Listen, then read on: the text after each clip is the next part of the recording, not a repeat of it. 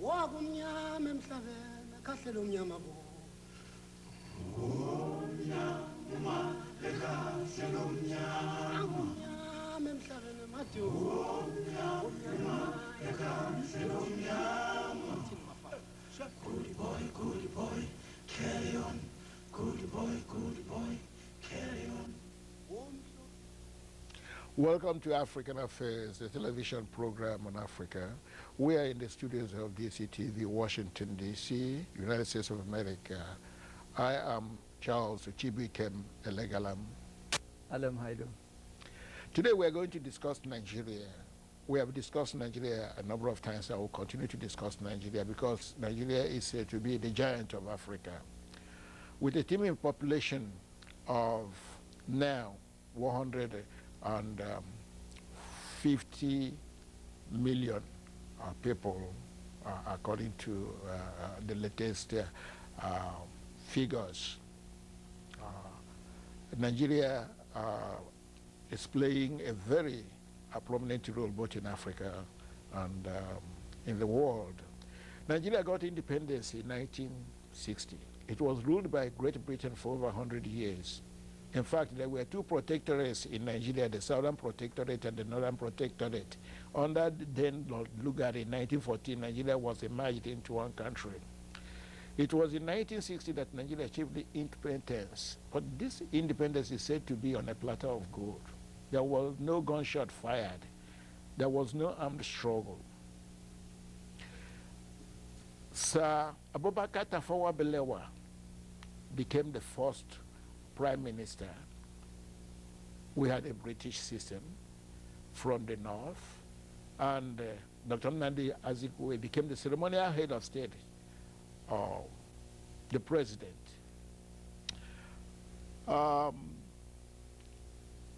In 1963, there was a coup that overthrew the regime of the president, the prime minister. The prime minister lost his life, Sir Abubakar Tafawa, and other many government officials lost their life. Dr. Nnamdi Azikiwe did not lose his life. So after that day, there were a lot of, there have been a lot of military coups. From that time, there were military regimes, you know, Agusi reigned for a short period, Gowon took over. After Gowon, Moritala took over. These were military heads of state until in at one time, too, a civilian regime came up with another civilian government headed by Shehu Shagari from the north and the vice president Ekume from the south, the east. Then another coup took place that overthrew Shehu Shagari. So we have had a lot of military regimes, and we have not consolidated on civilian regimes for a long time, until 1999, that ushered in another democratic rule where Obasanjo became a civilian head of state. Dr. Alem Hailu, how can you characterize the achievements of Nigeria during these periods? What has Nigeria achieved, both politically, economically, and otherwise? That's a very broad question, but try to answer the highlights. At least I'll try to present the highlights. Okay. As outlined in your introduction, Nigeria got its independence in 1960, and overnight it was the country with the largest population of Africans in the continent, in sub-Saharan Africa. And it was considered a country of great promise because it had rich agricultural resources, it had a relatively skilled manpower. The government that was installed seemed to be infused with enthusiasm, with the optimism of the independence era. So things looked good for the country and for the continent. It was a time of great optimism. In fact, compared with other nations that have overtaken Africa and Nigeria, and Indonesia and Korea, it was much better off in many ways, ahead in many criteria. And relatively speaking, I guess we always have to speak in relative terms. It has achieved in many ways. One, it has emerged as a stable government, as a stable country, despite the Biafra war that threatened the dissolution of the country. It has held together as a nation, composed of 250 different ethnic groups. It has now developed a relatively rich resource, oil, which has become a basis for its income for the federal government, which allocates to different governments. It's the 7th oil producer in the world. The United States' 5th supplier of oil. It has developed universities, strong manpower that not only met the needs of the country, but scattered all over the world as a basis for many educational systems around the world. So it has also emerged as a force for stability, as it tried to do in Liberia. It is a big player in the African Union, in its establishment and in its developments too.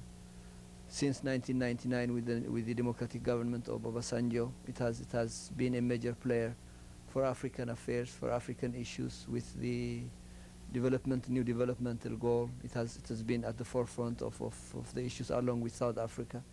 So these are some of the achievements that it can be credited with, and of course there is the downside too, but that will come later. But at least in these terms, we can be thankful that it has held together, even though it was predicted it would be disintegrated for different reasons. It hasn't. It has still held.